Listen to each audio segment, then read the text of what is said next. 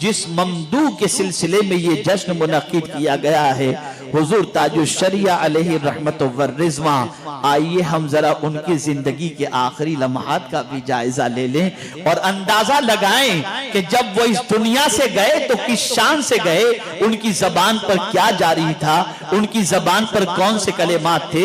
अल्लाह अकबर। आप शायद जानते हो या न जानते हो, हुजूर ताजुश शरिया अलैहि रहमत व रिज़वा जो है दलाइलुल खैरात शरीफ के भी हाफिज थे।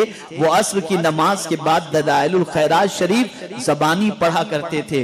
और आपको ये जानकर हैरत होगी कि 65 साल की उम्र में पहुंचने के बाद कुरान हिफ्ज करना उन्होंने शुरू किया था।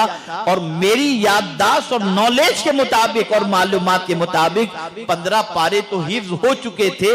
इतना तो मुझे मालूम था ही। आप जरा सोचें, बीनाई कमजोर हो चुकी हो, समाअत मुतासिर हो चुकी हो, जबान की पोजीशन परेशान कुन हो, ऐसे आलम के अंदर और उम्र के उस हिस्से में पहुंचकर कुरान के हिफ्ज करने का जज्बा, ये कितना बड़ा जज्बा हुआ करता है। आइए हम देखें हुजूर ताजुश शरिया अलैहि रहमत व रिज़वा के विसाल के वक्त उनकी सिचुएशन क्या थी, उनकी कैफियत क्या थी। तो अल्लाह अकबर। यहाँ एक बात मैं अर्ज कर दूं, शायद कुछ लोगों को बुरा भी लगे और शायद कुछ लोग मेरे सिलसिले में प्रोपेगेंडा भी करें, लेकिन मैं उससे बेनियाज होकर के कुछ बात अर्ज कर देता हूं। और वो ये है कि कुछ लोग ताजुश शरिया की शख्सियत को मनवाने के लिए उनकी नमाज जनाजा में शरीक होने वालों की तादाद पेश करते हैं। इतने लाख थे, इतने करोड़ थे। मैं कहता हूं किसी बुजुर्ग की बुजुर्गी की अलामत ये नहीं है कि उसकी नमाज जनाजा में कितने लोग थे, ये अलामत नहीं है। अगर यही अलामत है तो मौला अली रदी अल्लाह ताला अन्हु की नमाज जनाजा में 7 लोग थे और एक रिवायत में कि 3 ही आदमी थे। आप कुरान और हदीस की रोशनी में देखो।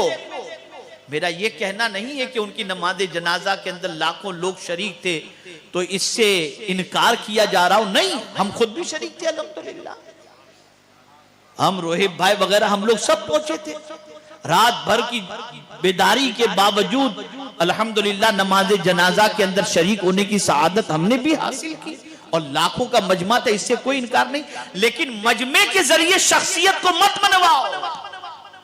मनवाना है तो कुरान और हदीस के जरिए मनवाओ।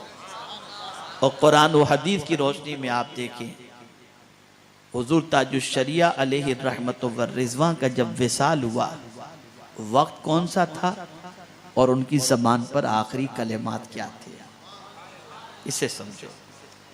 मगरिब की अजान शुरू होती है, वो अजान के कलेमात को दोहराते हैं और जब मौज़िन आखिरी कलेमे पे पहुंचता है, ला इलाहा इल्लल्लाह, अल्लाहु अकबर, ला इलाहा इल्लल्लाह, तो हुजूर ताजुश शरिया अलैहि रहमा यहां तक पहुंचने के बाद फिर ला इलाहा इल्लल्लाह की तकरार ही करते हैं और रूह परवास कर जाते हैं, रूह परवास कर जाते हैं। यह है खातिमा बिल खैर।